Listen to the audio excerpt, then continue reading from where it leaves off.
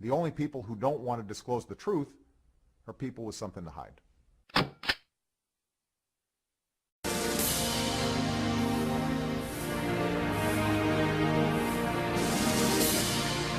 After the raid that took out Osama bin Laden in 2011, the formerly secret SEAL Team 6 became very well known for that heroic mission. Sadly, tragically, just 3 months later, a helicopter carrying 17 SEAL members and 13 other American troops was taken down in Afghanistan. Everyone was killed. Last week, family members asked the administration for answers.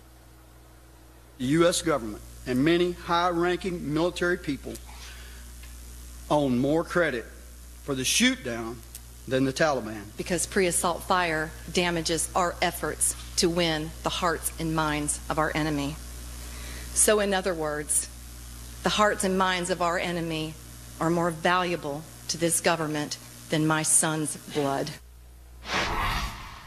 Karen and Billy Vaughn, parents of SEAL Team 6 member Aaron Vaughn, who was killed in that 2011 mission, join us now. Mr. and Mrs. Vaughn, first I want to thank you for all your son did to protect us and our country, and tell you that we are heartbroken. We are grieving with you at his loss, especially on this Mother's Day. I'm really, really sorry about that. Thank you. Thank you very much. You are saying that the investigation into this is not complete, that you cannot get answers about what exactly happened and why. Tell us.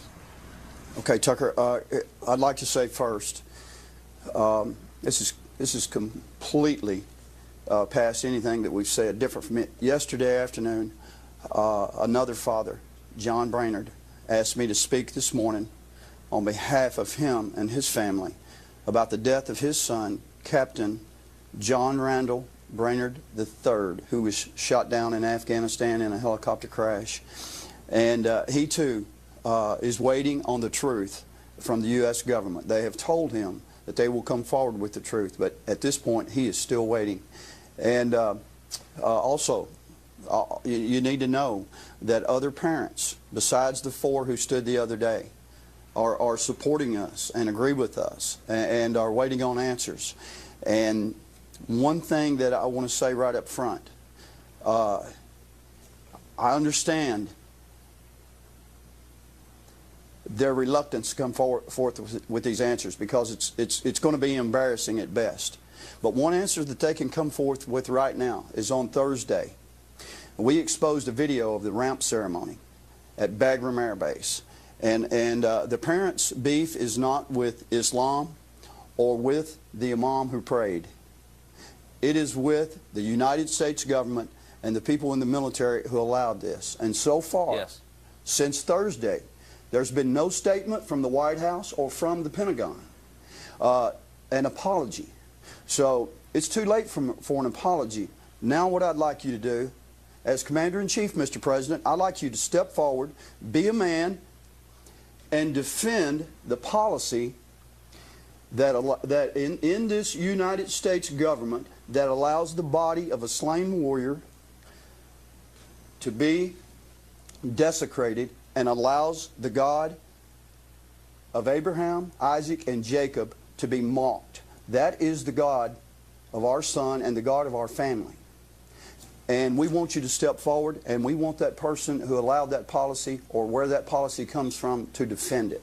Please do that. Just as you did, just as you showed outrage when the Qurans were burned, just as this administration made sure to show the American people how much you honored Osama bin Laden's body.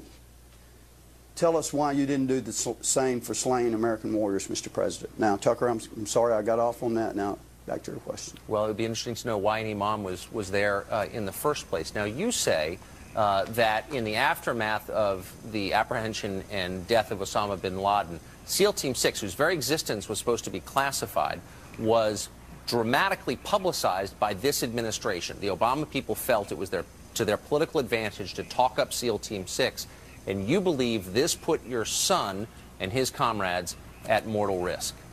We don't just believe it did, Tucker. We know it did. Aaron actually called me within 24 hours of Joe Biden outing the Navy SEALs and said, "Mom, listen, you need to wipe your social media clean. I mean, get everything off of it." His voice was very nervous. I said, "Absolutely, son. What's going on?" And he said, Mom, listen, there's chatter, and all of our lives are in danger, including yours.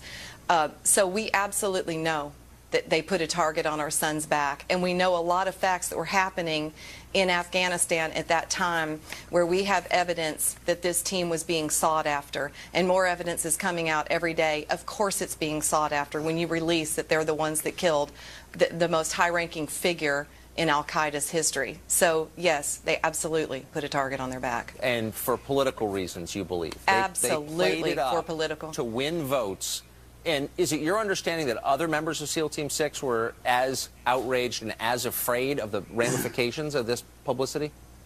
Tucker, there's actually a video of Secretary of Defense Robert Gates making that statement that the members of the Special Ops community were worried now for their safety and worried for the safety of their families. So absolutely. And I just want you to know, I want the American people to know, before Benghazi, there was Extortion 1-7.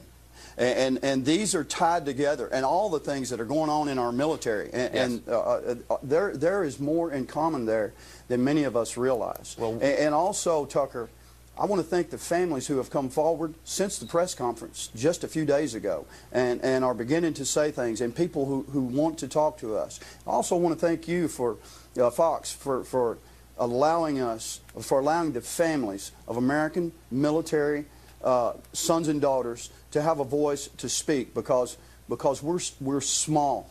We can't get our voice out unless people ask us and bring us forward. Well, we want to change these rules of engagement. I can promise you, you will always have a voice here, and we're grateful Thank to you see very you much. both. And again, we agree with you on this Mother's Day. Thank you. Thank you very much.